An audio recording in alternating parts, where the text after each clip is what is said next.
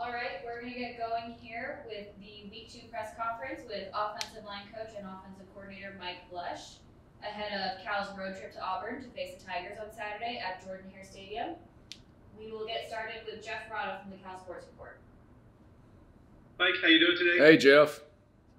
Hey, can you give us an evaluation of what you thought about the play of each of your quarterbacks? Just break them down a little bit and what you're looking for going forward. Yeah, I thought, they both did some good things. Obviously, both did some things that they'd like to have back from an execution standpoint.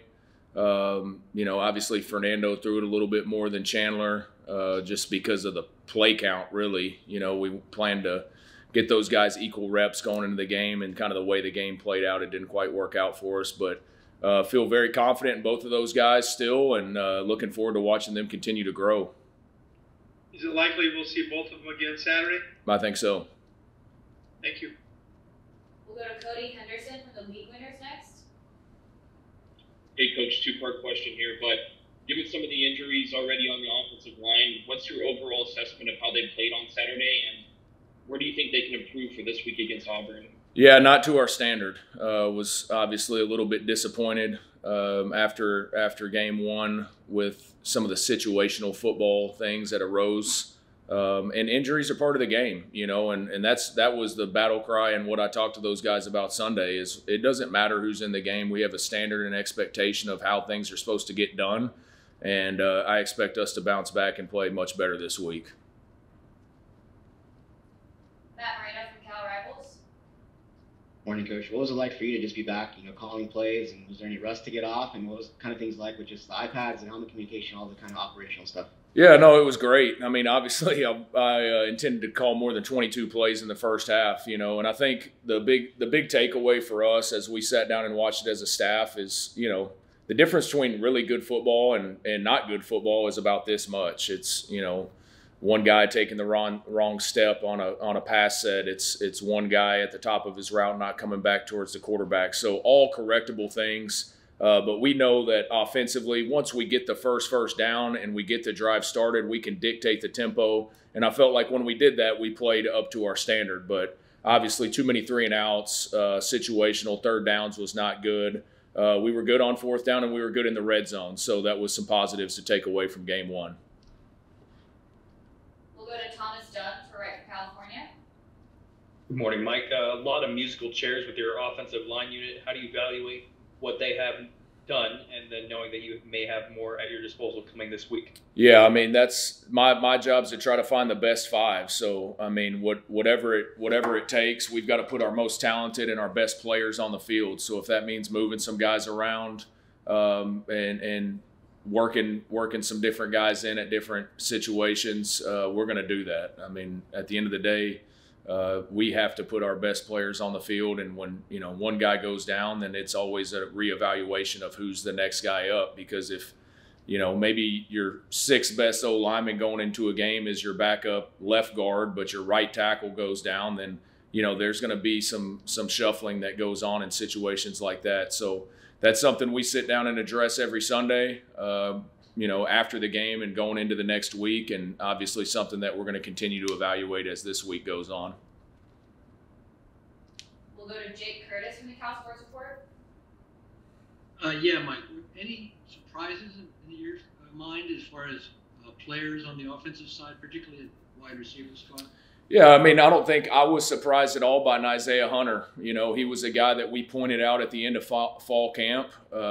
Just had been consistent, never missed a practice, worked his tail off every single day during fall camp. And then to see him come and, play the type of game he played, have the big catch, back shoulder throw from Fernando, have the fourth down touchdown catch. It was awesome to see a guy get rewarded for the work that he had put in. And those other guys I thought were solid. It was great to see Maven Anderson back out there kind of doing his thing. I thought Jonathan Brady showed some explosiveness, especially on that tunnel screen in the first half. And then Mikey Matthews came in and made a couple really nice plays. So I think as we continue to get more and more guys back and we have more depth, I think that's going to be very, very beneficial to us moving forward. We'll go back to Jeff. Mike, a lot of attention on the Auburn offense scoring all those points, but tell us what you're seeing when you look at tape of their defense. Yeah, I think their defense is very sound. Obviously, a really solid group. DJ Durkin's done a great job everywhere he's been. Got a ton of respect for him and their defensive staff. I mean, when you look down, their depth chart, I mean, the first thing that sticks out is obviously the size of the people that they're playing with. I mean, we're going to be playing some guys inside that are 323, 340 pounds. There's going to be some big boys in there. And then, their defensive ends, their edge players, Falk and McLeod are really good players. So it's going to be a great challenge for us. I think they're solid across the board. They have really good linebackers. They have really good defensive backs. But our guys are excited about the matchup and ready to go execute at a higher level than we did last week. Thank you. We'll go back to Matt Moreno. How did you assess the play at running back? You had some different guys in there, some different things going on, positive, negative. How did you assess the play at that position? Yeah, we've got to be better there. I mean, in the run game as a whole, we did not play up to my standards and up to our standards as an offense. So, I challenged those guys. I mean, it's everybody. It's O-line, it's tight ends, it's running backs, and it's receivers. I mean, everybody's got to be involved in us being able to be efficient in the run game. And I know that they've really taken that challenge to heart, and we had a really good practice today. So I was excited about that. We'll go to Steve Kroner from the SF Chronicle. Yeah, Mike, this is basically the same question you just got asked. Maybe I'll phrase it a different way. Obviously, Jaden's your guy, and Coach said that Jaden is probable for Saturday.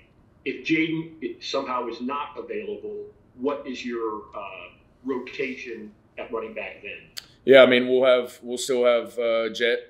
We'll still have the Jet, Thomas. We'll have Callaway, and we'll have Cardwell. So those three guys will have to carry the load, and they got to step up. So, they're here for a reason. They're here on scholarship, and we expect them to carry the torch with or without Jaden.